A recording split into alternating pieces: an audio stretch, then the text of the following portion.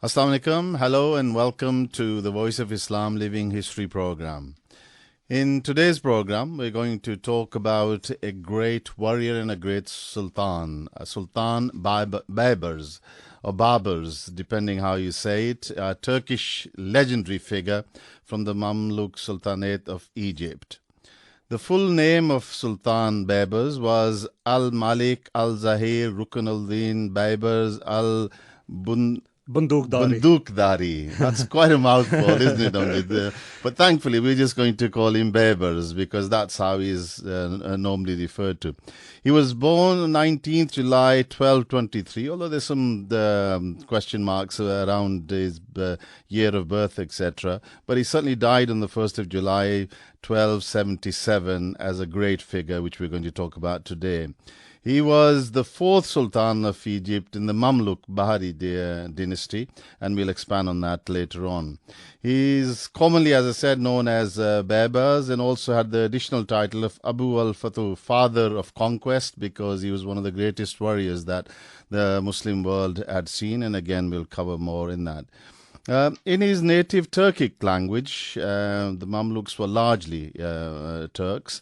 Baibars' name means Great Panther or Lord Panther, and as you will hear in terms of his strategy and the way he won the different battles was truly amazing. Sultan Baibars ranks amongst the all-time great legendary Muslim warriors, the likes of Khalid bin Walid and Salahuddin Ayyubi, for his bravery and military prowess. He was one of the commanders of the Egyptian forces that inflicted a defeat on the Seventh Crusade of King Louis IX of France. He also led the vanguard of the Egyptian army at the Battle of Ain Jalut, which we will talk about in detail, in 1260, which marked the first substantial defeat of the Mongol army and is considered a turning point in history. Otherwise, I think the whole world would have been conquered by the Mongols. So, before we go into the program, introduce my expert panel. Again, welcome to Amjad and Arif as well. Assalamu alaikum. Walaikum salam. So this is going to be a really exciting program. I'm really looking forward to it. So, Arif, before we get stuck into Sultan Baibars, a little bit about Mamluks, because a lot of people talk about it. I'm not too sure how well it's known, the term Mamluk, and how it came to signify these sultans. Yes, of course, Dr. Sab. A lot of people will have heard of the term Mamluks, maybe are not clear what it means. It's actually an Arabic term, and it means slaves. And it's most commonly used to refer to non-Muslim slave soldiers and Muslim rulers of slave origin. Talk about this in a second, but slave soldiers often were able to go up in rank. So the Mamelukes had been used as a major component of Muslim armies as far back as the 9th century. And this practice was actually begun in Baghdad by the Abbasid Caliph Al-Mutasim in 833 to 842, and it soon spread throughout the Muslim world. Now, one of the interesting features is that politically, the result was very often the same. The slaves exploited the power that they were given, and they used that to seize control over the legitimate political authority. So they often ended up becoming the rulers, and sometimes for very long periods of time. I mean, inshallah, in due course, we will have a program on the Seljuks as well, Turks and others, and see how these great warriors came along. But sorry, carry on. Yeah, so as an example, soon after Al-Mutasim's reign, the caliphate fell, victim to the Turkish Mamluk generals, and they were able to dispose of or murder caliphs basically as and when they saw fit. So although there was a caliphate, that was merely a symbol of legitimate authority, and the actual power was in the hands of the Mamluk generals. And by the 13th century, the Mamluks had basically established their own dynasties in Egypt and in India, where the sultans, who were the rulers, were basically men of slave origin. Under the Abbasid Sultanate, the Mamluk generals, they used their power to establish a dynasty that ruled Egypt and Syria from 1250 to 1517, so more than 250 years. So it shows the influence and the power that they eventually got, even though they were basically slaves. So Baibars was of Turkish origin, belonging to the Barli tribe of Cumans. Amjad, I wonder if you could tell us a little bit about the origin of the Cumans, the Kipchaks, the Turkic nomadic people, their origins, and how they came to be in the Muslim lands, because that's a fascinating story in itself. Well, the Cumans were basically a Turkic nomadic people, as you mentioned, Dr. Iqbal Saib, comprising the western branch of the Cuman Kipchak Confederation of the Turkic people. The confederation stretched from the present-day Kazakhstan to the borders of Ukraine in Eurasian steppe from the 10th to the 13th century. The Cumans and the Kipchaks were fierce and formidable nomadic warriors of Eurasian steppe who exerted an endurance influence on the medieval Balkans. They were numerous, culturally sophisticated, and militarily very powerful. By the end of the 13th century, the Cuman Kipchak Confederation was conquered and absorbed into the Golden Horde. The westernmost... We covered that in the previous program with the Mongols, didn't we? That was the westernmost division of the Mongol Empire. Yep. The defeated Kipchaks became a major source of slaves for part of the Islamic world. Kipchak slaves called Mamluks served in the Ayyubi dynasty, as my esteemed colleague Arif has mentioned. Dynasty that we will talk about at some later stage, yeah. And they came to play the prominent role in the history of Egypt, Syria, and India, as we had just previously heard. Around 1242, the Bali tribe fled the invading armies of the Mongols, arriving to settle in the Bulgarian Empire. Baibars was one of the number of Cuman Kipchak Turks sold as slaves. The Turkish-speaking slaves who had become the military backbone of the most Islamic states were highly prized, and eventually Baibars came into the possession of a certain person called Sultan al-Saleh Najmuddin Ayyub of the Ayyubi dynasty of Egypt. He was sent, like all the Sultan's newly acquired slaves, for military training in an island in the Nile, hence Bahariya means obviously the river or the river island there, so hence they acquired that name. So Baibars, from very young age, demonstrated outstanding military abilities. Upon his graduation, and he was appointed commander of a group of the Sultan's personal bodyguard. So basically, the Turks kept on moving westward under the onslaught of the Mongols, which we covered in the previous programs, and this young Turk, as it was, got sold into slavery and made his way up. So over time, he was lucky to be with such an important figure in the Ayyubid dynasty. He worked his way up in the military ranks, eventually to become a commander of the Mamluk military unit under the Ayyubids. He rose to fame for his military prowess and bravery when the odds were against him. So people, knew of him. And Arif, tell us a little bit more about his recognition, really, as a good commander and warrior. Just to set the scene at that time, Doc, a lot of people will have heard of the Crusaders and Jerusalem. So although Saladin had achieved a victory in the Battle of Hattin in 1187 to defeat the Crusaders and to retake Jerusalem, there was still a lot of Crusader outposts that created regular problems for the Muslim armies. As the European armies, they basically launched crusades to try and retake Jerusalem. By 1230, the Muslims were very weak, and they were so weak that Jerusalem had been recaptured by the Crusaders without actually any military conflict. However, with the help of fearless Mamluk soldiers and commanders like Baibars, the Ayyubis of Egypt were beginning to win back land that had been lost to the Crusaders in the Holy Land, including the recovery of Jerusalem in 1244. This obviously upset the European nations. They became extremely agitated with the loss of Jerusalem a second time, and they became convinced that the Sultanate of Egypt had to be defeated in order to recapture Jerusalem again from the Muslims.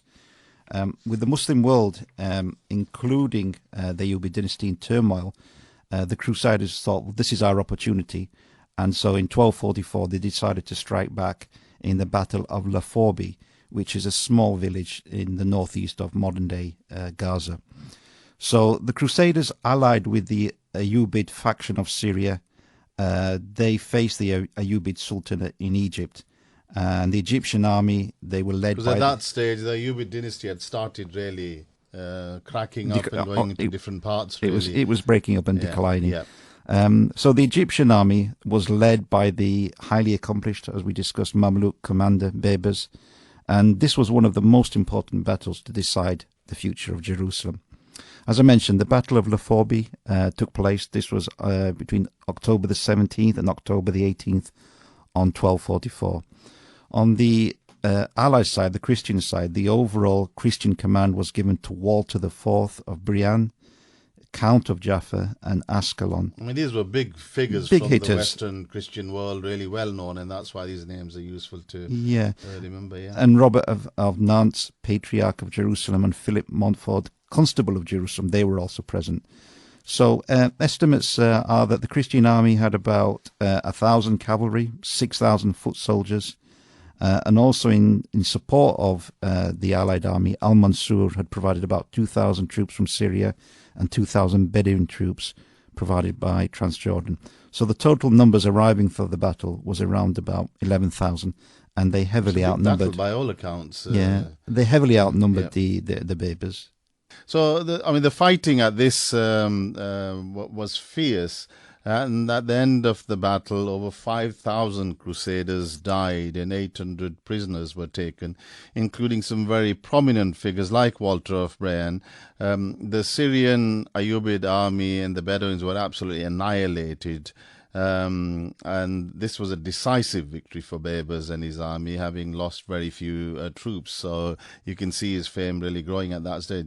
Now, while the Battle of Aden, which you mentioned, Arif Saab, earlier on, was central really to regaining Jerusalem and the Holy Land, this battle, Laforby, it truly marked the collapse of Christian power in the Outrima, which is really the Crusader lands outposts that were left, because even though Saladin had done so well, they had still kept some power, and this was now beginning to knock on their morale and future. So Amjad, in relation to then the next crusade that was launched, if you could take us through the Seventh Crusade in particular, because there was a sixth as well, but that sort of fizzled out. Just take us through especially the role of the Pope and I think it was King Louis of France, which was a big power in the West. King Louis the Ninth of France. Well, basically in 1245, during the Council of Lyon, Pope Innocent gave his full support to the Seventh Crusade being prepared by King Louis IX of the King of France. The goal of the Seventh Crusade was basically to destroy the Ayyubid dynasty in Egypt and in Syria and recapture Jerusalem. The Crusaders asked the Mongols to become their allies against the Muslims, and the Crusaders attacking the Islamic world from the west and the Mongols attacking them from the east.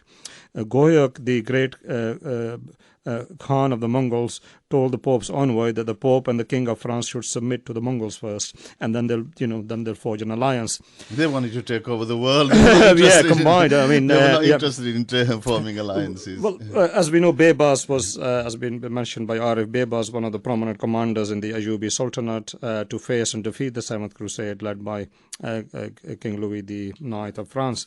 France was one of the strongest states in Europe at that time, and in 1248, Louis had approximately 15,000 strong army that included 3,000 knights. This was one of the big armies that huge. Got together.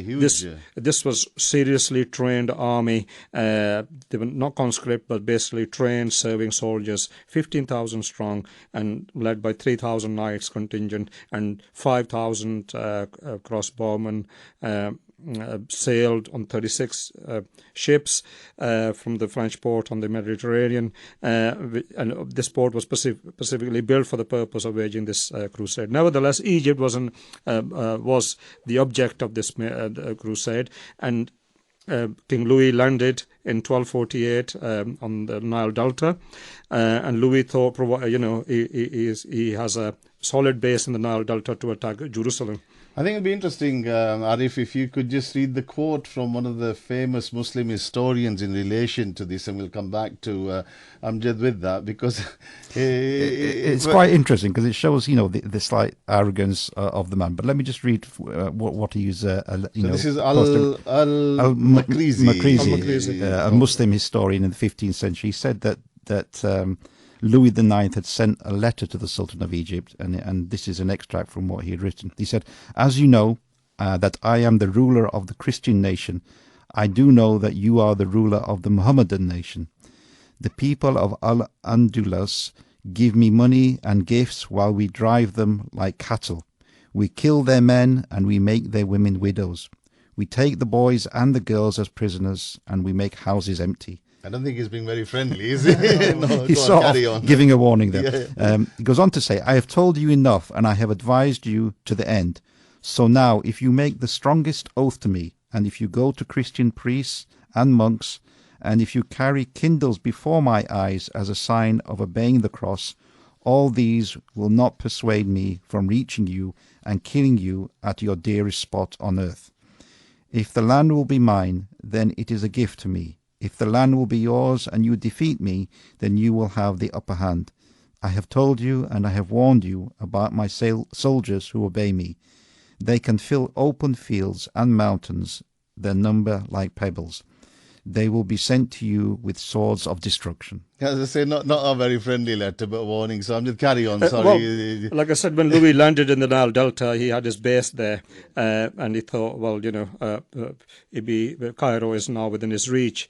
And almost at the same time, the Ayyubi Sultan of Egypt, Al-Saleh Ayyub, unfortunately died, and he thought this was probably turmoil in their camps. Turmoil in the Muslim camps, it'd be a walkover. A walkover of Cairo, and Cairo be within their sight. So Louis' main force was while they were preparing, it was attacked by Mamluk Baibars, the commander of the army and the future Sultan himself. Louis was defeated, and there was a great suffering and loss of morale among the crusading army, and in showing utter agony, and Templar Knight lamented, rage and sorrow, and this I'm quoting from his one of his notes, rage and sorrow are seated in my heart so firmly that I scarcely dare to say stay alive. It seems that God wishes to support the Turks to our loss. Our Lord, Alice, the realm of the East has lost so much that it will never be able to rise up again. They will make a mosque of the Holy Mary's covenant, and since the theft pleases our son, we should weep at this. We are forced to comply as well. Anyone who wishes to fight the Turk is mad, for Jesus Christ does not fight for them anymore. They have conquered. They will conquer, for every day they drive us down, knowing that God who was awake sleeps now, and Mohammed waxes powerful. I mean, this is obviously, according to Muslim historians, 15,000 to 30,000 French fell. So you can understand why the poor Christian fellow was feeling so bad. The two battles that are quite documented that led to a lot of this are the Battle of Al-Mansura, fought on February the 8th to February 11th, 1250. And these really are worth looking at in terms of the tactics and the strategy that Baibars in particular, because I think he was the leading commander that was responsible for such big, heavily defeats. During this battle, I think it's understood that he allowed Louis' army to come in by opening the gates, and the French army thought, oh great, we've got the city, and then he basically surrounded them and destroyed them all in his own way. So shortly after the defeat of the Seventh Crusade, Arif, the Ayyubid Sultan, the Turan Shah, was assassinated. If you can take us through that period, basically, because now we're heading towards the Sultanate of the Mamluks, aren't we? So after the Ayyubid Sultan Turan Shah was assassinated, the Mamluks, who had defended Al-Mansur and prevented Louis IX from advancing to Cairo, they became actually the ruling power in Egypt, ending the Ayyubid rule in that country. The southern and eastern Mediterranean basin was basically now divided into four dominions. There was Mamluk Egypt, Ayyubid Syria, Franks of Acre with their Christian strongholds on the Syrian coast, and the Levantine Christian Armenian kingdom of Cilicia. The Ayyubids of Syria clashed with the Mamluks of Egypt. The Franks, the Sicilian Armenians, and the Principality of Antioch, they formed a Western Christian alliance. So you can see how people were basically taking sides and different factions were forming. So we now come to really the battle which defined Baibars in terms of him and Sultan Qutuz. Jointly, I think, as saviors of Islam and the Muslim world from the Mongol onslaught. And whilst the Battle of 1187, as I said earlier, is regarded as one of the most important battles for Islam under Saladin.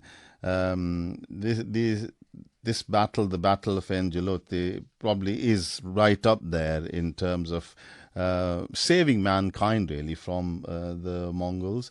And at the same time, the Muslims had to deter, the Crusaders and their attacks from the west. This battle took place in 1260, whilst Baibars was serving as a commander under the third Mamluk Sultan Qutuz.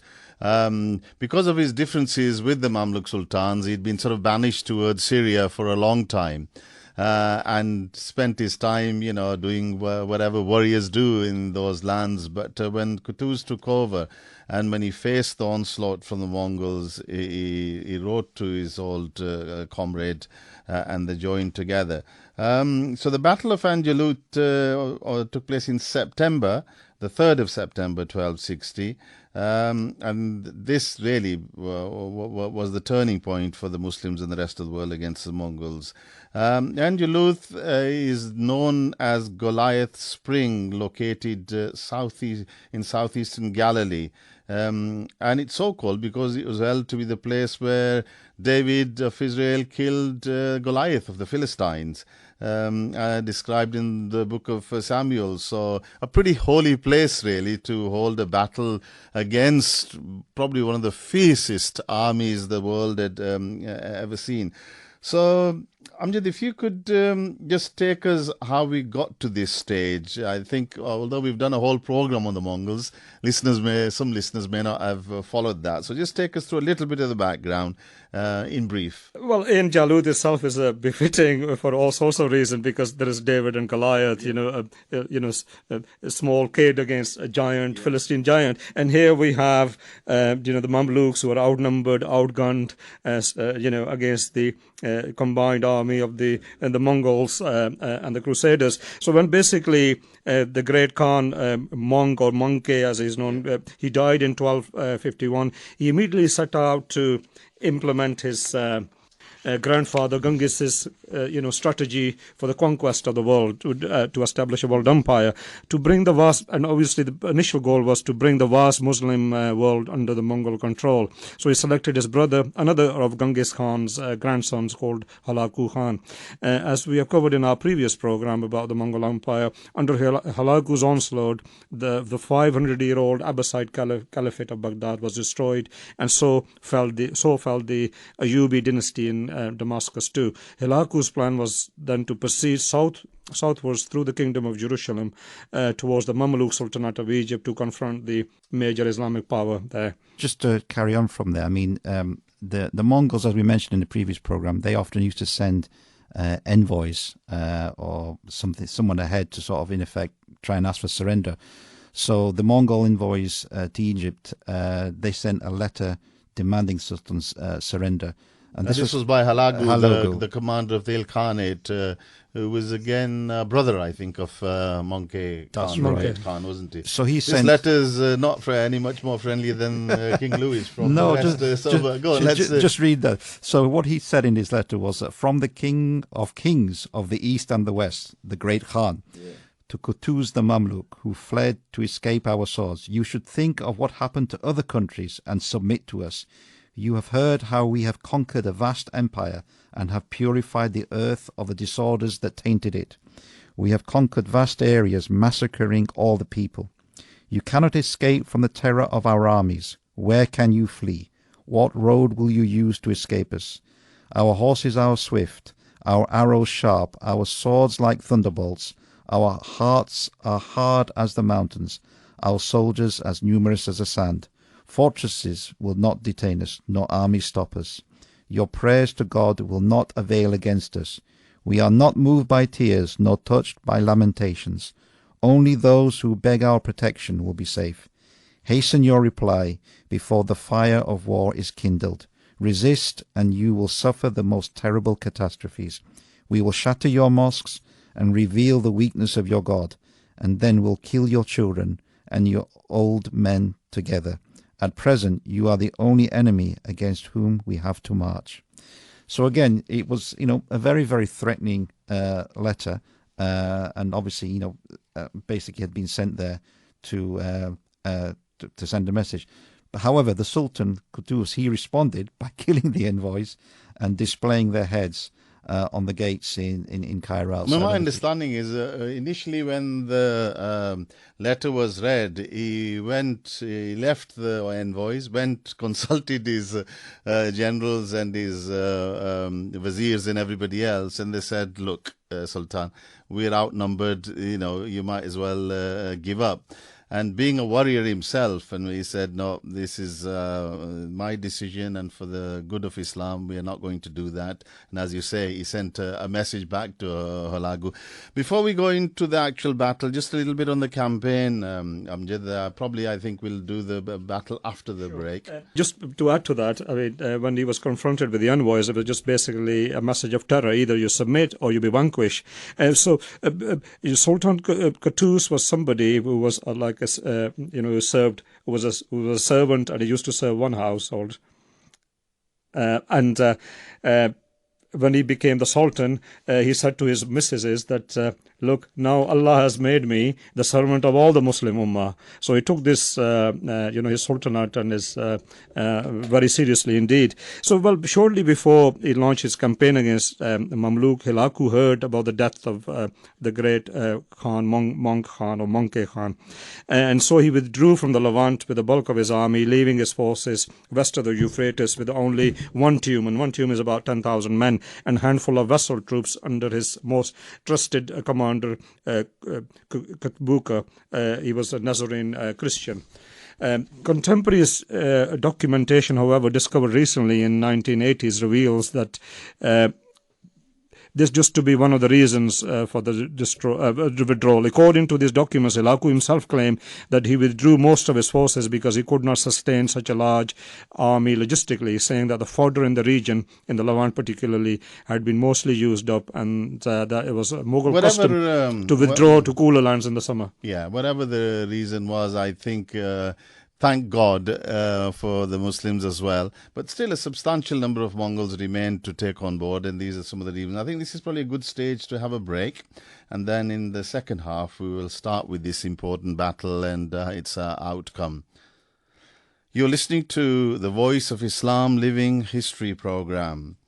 If you want to listen to any of our previously recorded programs, you can go to the website www.voiceofislam.co.uk, and under programs you'll see Living History, and the SoundCloud has all the different programs. I think we have done probably about 24, 25 programs on a variety of topics in history, Islamic history in particular, history of the West as well, also the history of origin of languages and origins of mankind, and important dignitaries, their personal perspective on historical issues as well. Don't forget to send us your feedback as well on Twitter or any other format you choose. Our Twitter handle is @VILivingHistory. So please do give us whatever feedback you have. Welcome back to the second part of the program on Voice of Islam Living History on Sultan Baibars, a very historical figure, a very important figure for the Muslim world, and I think for the rest of the world as well, because of what he did to save the world from the Mongols and their onslaught. So in the first program, we looked at his background, how he really gained fame in the Middle East generally, and in the Sultanate of Egypt in particular, and his participation in a number of important battles against the Crusaders, and then this most important battle of all, the Battle of Ain Jalut. So we described the background, how we got there. So Arif, let's start with because people have to see this on video, really. I mean, it's one of the most amazing battles from a strategy point of view. Absolutely. Very difficult to do justice to this just by talking, but we'll try just to sort of set the scene. So the first to advance were the Mongols. Their force included troops from the Kingdom of Georgia. I don't know if in the first half we covered, because this this area was picked because Baibars had spent a lot of time around there. They knew and being a strategist, he knew the area inside out, so in a way, Absolutely. he lured the Mongols towards it was in effect home ground for them. They knew the terrain. Absolutely. So the Mongols advanced. Their force included some from the Kingdom of Georgia and the Armenian Kingdom of Sicilia, who had already submitted to Mongol authority. Now, as we said, Baibars, he'd spent a lot of time in and around Palestine and Syria, and the Mamluks had a lot of knowledge of the terrain. So Sultan Qutuz, he capitalized on this by hiding a lot of the forces in the highlands and hoping to bait the Mongols with smaller force under the Baibars. It was basically hit and run tactics. So the armies fought for many hours. The Baibars were basically trying to provoke the Mongol troops and at the same time preserve the bulk of their troops intact. So whenever the Mongols carried out a heavy assault, Baibars, who had said he'd already laid out a strategy, they in effect feigned a retreat, a final retreat. The Mongols, who were very impatient, they basically followed into the highlands, and they were ambushed by the rest of the Mamluk forces. I mean, this is a clever one, isn't Absolutely. it? Because quite often the Mongols used to do this on all the other, and being a Turk, and at the end of it being linked from that part of the steppes, he's a clever tactician, and he really put the same trap that the Mongols used to use on others for them. But sorry, carry on, Arif. So the Mamluk forces, they were concealed amongst the trees, and they basically ambushed the Mongols. The Mongol leader, Kitbuka, he had already been provoked. He was already very enraged and impatient by the constant fleeing of the Baibars. They were used to forces standing in front of them and basically them just slaughtering them. But he basically took this sign. He didn't realize that this might be a trick, and he decided to march forward with all of his troops on the trail of the fleeing Mamluks.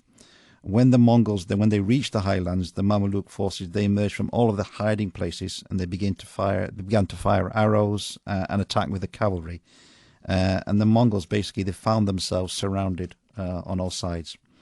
So although the Mongols, they fought very fiercely and very aggressively to try and break out, some distance away, Qutuz, who was watching with his private legion, and when he saw the left wing of the Mamluk army almost destroyed by the desperate Mongols seeking escape, he threw away his combat helmet so his warriors could recognize him, and he was seen the next moment rushing fiercely towards the battlefield, yelling, "Wa Islam, O Islam, O my Islam," urging his army to keep firm. In fact, this was a very important moment in the battle, because had they lost that left flank, the Mongols would have surrounded them in turn and come back. So that was a very chivalrous act. Absolutely. And also to get the morale. Leading by example, you can say. So he advanced towards the weakened side, followed by his own unit. And this meant that the Mongols were pushed back, and the battle again shifted in favor of the Mamluks, who, as I said, they knew the geographical layout and they had the psychological advantage. Kitbuka was caught, and almost the whole Mongol army that had remained in the region, they were vanquished. So it was a very significant battle. Great military tacticians, great tactics that were used, because obviously the Mongols prior to this had been all conquering. Yeah, I mentioned earlier on, in preparation for this battle, Sultan Qutuz had asked Baibars to join him and come over from the sort of Syrian lands. And a promise was made to really give him a certain part of the territory. Whatever happened after the battle, shortly after the battle, Sultan Qutuz was assassinated, and some people say that Baibars himself had a hand in this, perhaps because there wasn't an agreement, or maybe Sultan Qutuz went back on his word. But he was assassinated, and Baibars basically took over the position of the Sultan. He succeeded Qutuz as the next Sultan of Egypt. So I think it'll be good now to see how he fared as a Sultan, because clearly as a warrior and as a great commander, He had made his mark. Everyone knew of him. And now he needed to really govern and just take us through his period as a Once sultan. Baibars had ascended to the Sultanate, his authority was soon confirmed without any serious resistance, except from a certain person called Sinjar al-Halabi, another Mamluk Amir who was popular and powerful enough to claim Damascus for himself. Also, the threat from the Mongols was still serious enough to be considered as a threat to Baibars' authority. However, Baibars' first choice was to deal with Sinjar, and therefore he marched on to Damascus. At the same time, the princes... This was in 1261, 1261. Straight after the battle in January. Yeah. Well, at the same time, the princes of Hama and Homs proved able to defeat the Mongols in the first battle of Homs, which lifted the Mongol threat for a while. So in 17th of January 1261, Baibars' forces were able to rout the troops of Sinjar outside Damascus and pursued the attack to the city, where the citizens were loyal to Sinjar and resisted Baibars, although their resistance was soon crushed. After suppressing the revolt in Sinjar, Baibars then managed to deal with the Ayyubis while quietly eliminating the princes of Iraq. Ayyubis such as Al-Ashraf Musa, Amir of Homs, and the Ayyubi Amir dynasty of Huma al-Mansur Muhammad II, who had earlier starved off the Mongol threat, were permitted to continue their rule in exchange for their recognition of Baibars' authority as the Sultan of Egypt and Damascus. So after the Abbasid Caliphate in Iraq was overthrown by the Mongols in 1258, when they conquered and sacked Baghdad, the Muslim world lacked a caliph, a theoretical supreme leader who would sometimes use his office to endure Muslim rulers with legitimacy by sending this was them... an issue previously also faced by the Seljuks, who, rather than taking the title of caliph, also used the Abbasids really as stamping authority. The Abbasids, descending from the uncles of the Prophet, obviously had the legitimate authority because they could link it back to the Prophet. So they will use their seal as a writ of investiture for other sultans. Absolutely. So basically the Mamluks were doing the same now, getting the stamp of authority from the caliphs. But carry on, sorry. So basically, when the Abbasi caliph who arrived as a refugee was known as Abu al-Qasim Ahmad, the uncle of the last Abbasid Caliph al-Mustasim, when he arrived in Cairo in 1261, Baibars had him proclaimed caliph as Mustansir II, and duly received investiture as a sultan from the caliph. Unfortunately, Mustansir II was killed by the Mongols during an ill-advised expedition to recapture Baghdad from the Mongols earlier in the same year. So in 1262, another Abbasi, allegedly the great-grandson of the Caliph al-Mustashid, his name was Abu al-Abbas Ahmad, who had survived from the defeated expedition, was proclaimed caliph, and he was called as a caliph al-Hakim I. Inaugurated the line of the Abbasi caliphs in Cairo that continued as long as the Mamluk Sultanate itself until 1517. I think it shows, sorry to interrupt there, is that, that they still wanted this legitimacy of having a caliph, and it showed that Islam was still important. How good the Muslims were, is a different matter, but, to have that sort of recognition that they have a caliph, it was still very important to them, and they still wanted to try and do everything to preserve that. Yeah, that's why, because earlier on we saw that with the Seljuks and even the Ottomans, as we discussed in our previous program. Initially, they didn't call themselves caliphs. It was much later on when, realistically, the rest of the Muslim world and the Arabs had basically, caved away. But generally speaking, these warrior-type nations that took over, they gave themselves titles, but they didn't want to give that religious authority, which is interesting. Well, actually, it was nice to have Baibars, accepting Hakim I as the overall, religious authority, and he himself then having back won the allegiance and investiture as a sultan from him. So just take us through his battles with the Crusaders as well, because clearly this was the first time, I suppose, the Mongols after having been given a crushing defeat, didn't come back. Because normally what they used to do, as we saw in early programs with the Sultanate of Khwarezm, they absolutely annihilated them, and there were a few battles they lost. But when they came, and the expectation was that Hulagu would do the same. But that didn't happen. And one of the reasons was, I think, the Golden Horde had also taken away some of the troops that Hulagu had to fight them there. And then Baibars had... but then there was those crusaders. They just wouldn't give up. So just take us through what happened there. Well, I suppose Baibars, he was a sultan and he was vested with the defence of Islam and Muslim lands. So this basically became his lifelong struggle against the Crusader kingdoms in Syria. And in part, one of the reasons for struggling so much against them was because the Christians had actually helped and aided the Mongols. So he saw them as an enemy because they had helped his enemy. Understandably. I mean, would have been really bad. Absolutely. So, he had no good feelings with them.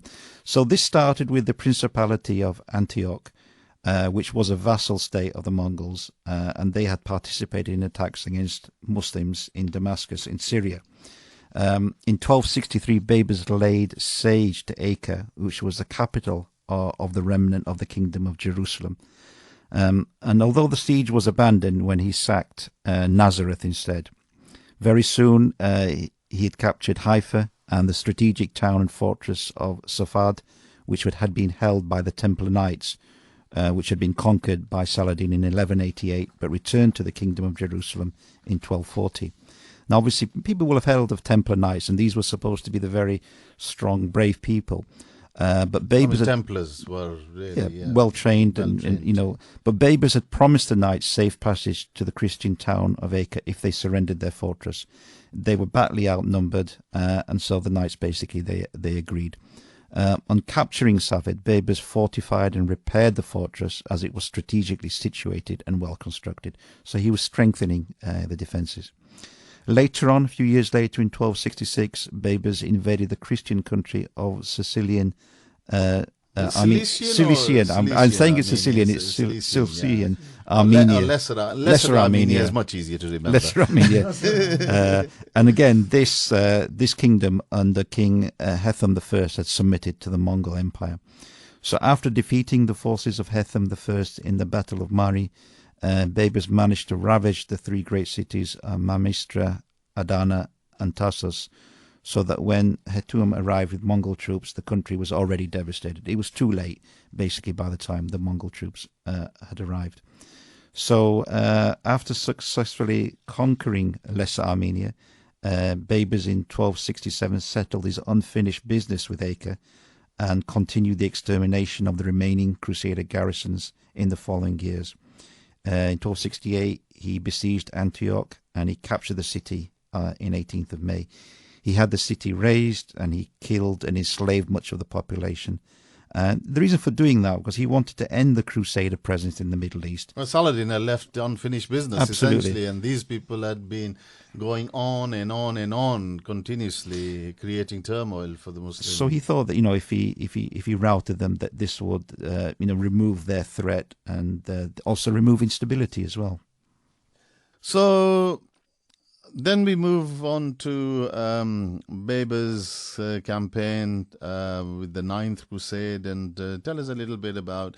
I think they were fizzling out realistically, the Crusades, but just take us through.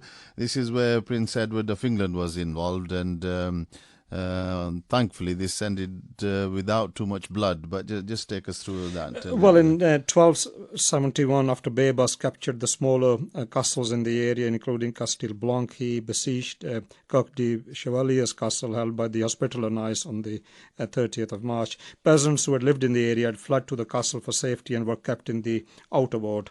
As soon as Baibars arrived, he began erecting mangonels. These are siege weapons, which he would turn on the castle. According to Ibn Shaddad, 2 days later, the first line of the defences was captured by the besiegers. He was probably referring to a walled suburb outside the castle's entrance. After the lull of 10 days, the besiegers convoyed a letter to the garrison, supposedly from the Grand Master of the Knights Hospitaller in Tripoli, which granted permission for them to surrender. The garrison capitulated and the Sultan spared their lives. The new owners of the castles undertook repairs, focused mainly on the outer ward. The Hospitaller chapel was converted into a mosque, and the mihrabs were added to the interior. Baibars then turned his attention to Tripoli, but he interrupted his siege there to call a truce in May of that year of 1271. The fall of Antioch had led to the brief Ninth Crusade led by, as you mentioned, Arisa, by Prince Edward of England, who arrived in Acre in May of 1271. And attempted to ally himself with the Mongols against Baibars. So Baibars declared a truce with Tripoli, as well as with Edward, who was never able to capture any territory from Baibars anyway. So according to some reports, Baibars tried to have Edward assassinated with poison, but Edward survived the attempt and returned home in 1272. So then we have expansion of the Mamluk Sultanate a little bit, and this time around the Egypt-African coast, which hadn't been done before. Just take us through the campaign in Makuria and just describe. This is around Egypt, the upper this is actually Nile. present-day Sudan and northern Sudan. Towards Sudan. Northern Sudan. Northern Sudan. That's right. Just take us through that, southern Arif, Egypt. briefly. So in 1272, the Mamluk Sultan, they invaded the kingdom of Makuria, as we said, northern Sudan, southern Egypt, after its King David I had readied the Egyptian city of Edhab, initiating several decades of intervention by the Mamluks in Nubian affairs. Hostilities towards a dying Christian kingdom was sidelined as Baibars' invasion of Makuria continued for 4 years, until by 1276, basically, Baibars had completed his conquest of Nubia. So then we come to really his campaign before he passed away against the Mongols, and that's in Anatolia, a Sultanate of Rum, as we also sometimes refer to. Amjad, if you take us through, and then we will sort of discuss a little bit about his overall. When he finished legacy, his, obviously, when he finished campaigning against the Nubian kings, in 1277, Baibars invaded the Seljuk Sultanate of Rum, then controlled by the Ilkhanid Mongols. He defeated the Mongol army at the Battle of Elbistan and captured the city of Kesari. Baibars himself. Just a little, because listeners may not be familiar with the Seljuk Sultanate of Rum, because we've yet to actually do a section on the Seljuk Turks and the Seljuk Empire as well. So before you carry on, just to explain, after the Abbasid Caliphate had fragmented, basically, the Seljuk became the greatest empire in the Muslim world, coming from, again, the steppes, with the conversion of Seljuk, the original empire builder, or Beg, who was the leader of the Seljuks. And they split the empire into the Great Seljuk Empire, which is the vast majority of the empire, and the Anatolian, the what we currently call Turkey, and that bit was called the Seljuk Sultanate of Rum, and they basically governed the Beyliks, etc., which we talked about in relation to the Ottomans, etc. So carry on, because I just wanted to give that little interjection. No, it's absolutely it's important to have that connection. Yeah. So basically, Baibars, he went himself with a few troops to deal with the Mongols, the right flank that was pounding his left wing. So Baibars ordered a force from the army from Homa to reinforce his left. The large Mamluk numbers were able to overwhelm the Mongol forces, who, instead of retreating, dismounted from their horses. Some Mongols were able to escape and took up positions up on the hills. Once they became surrounded, they once again dismounted and fought to death. During the celebration of victory, Baibars said that, "How can I be happy? Before, I had thought that I and my servants would defeat the Mongols, but my left wing was beaten by them. Only Allah helped us." The possibility of a new Mongol army convinced Baibars to return to Syria. since he was far away from his base and supply line. As the Mamluk army returned to Syria, the commander of the Mamluk vanguard, Izzuddin Aybagul Sheikaki, deserted to the Mongols, and Previon sent a letter to Baibars asking him to delay his departure. Baibars chastised him for not aiding him during the Battle of El Bastan. Baibars told him he was leaving for Sivas to mislead Pervans and the Mongols to his true destination. Baibars also sent Baibars al-Waziri with a force to raid the Armenian town, whose inhabitants had hidden the Mongols earlier. Yeah, I mean, the reason why he was a bit feeling a bit down, because he expected to win against the Mongols in a big way with a big army, but I think because of the ferocity with which the Mongols fought, he thanked Allah for the victory, and I think he wanted to retire. He sadly passed away on the 1st of July 1277 after some of these amazing military campaigns. But it wasn't just his military prowess and his campaigning and as a great Sultan. He also made a significant contribution to the advancement of culture and science. Arif, if you could tell us a little bit on that. Yeah, I mean, he was very an efficient administrator, and he took interest in building infrastructure, such as a mounted message relay system, which could deliver messages from Cairo to Damascus in 4 days. He built bridges, irrigation, shipping canals, improved the harbours, and he also built mosques. He was also a patron of Islamic science, and things like his support for the medical research of his Arab physician, Ibn al-Nafs. And he also was very interested in the special relationship between Islam and cats. So one of his legacies is that he left a cat garden in Cairo, providing the cats of Cairo with food and shelter. And it's a legacy to this actual day that you still see domesticated cats in Cairo even today. His memoirs are recorded in Sirat al-Zahir Baibars, The Life of al-Zahir Baibars, which is a popular Arabic romance recording his battles and achievements. And he has heroic status in Kazakhstan as well as in Egypt and Syria. So, really, in the Muslim world, he's considered a great hero and a legend, and Egypt, Syria, as you say, Kazakhstan is still regarded as such. Sultan Baibars, unfortunately, is loathed by the West because of what he did to destroy, really, the states and the Western Crusades.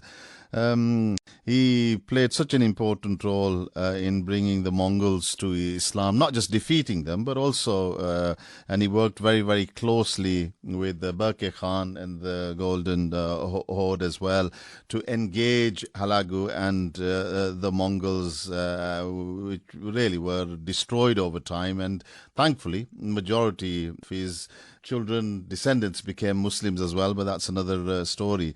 So the reign of Baibars marked the start of an age of Mamluk dominance in Eastern Mediterranean. Of course, they'd been in Delhi as well, as we talked earlier on, the Mamluks as well, but a major part in fighting off both the Mongols and the Crusades. I think we've done some justice to this great Muslim figure. Probably best to stop here. So I want to thank Arif and Amjad for their great contributions on Baibars. I think that clearly listeners will know there are some missing gaps, and I think we have to cover important figures like Salahuddin, who really played such an important role in relation to the Crusades and defending the world of Islam. And as I said, I think we have to cover the Seljuk. Without covering the Seljuk Turks and the Great Seljuk Empire, we probably will have left a big gap. So I think at some stage we will do that. So hope listeners have enjoyed this program. As I said earlier on, please do give us your feedback at our Twitter handle, which is at VI Living History. Love to hear from you what you think about this program and many of our other programs. And if you do want to listen to some of the other programs, go to www.voiceofislam.co.uk and listen in SoundCloud to some great programs. Until then, Assalamu alaikum.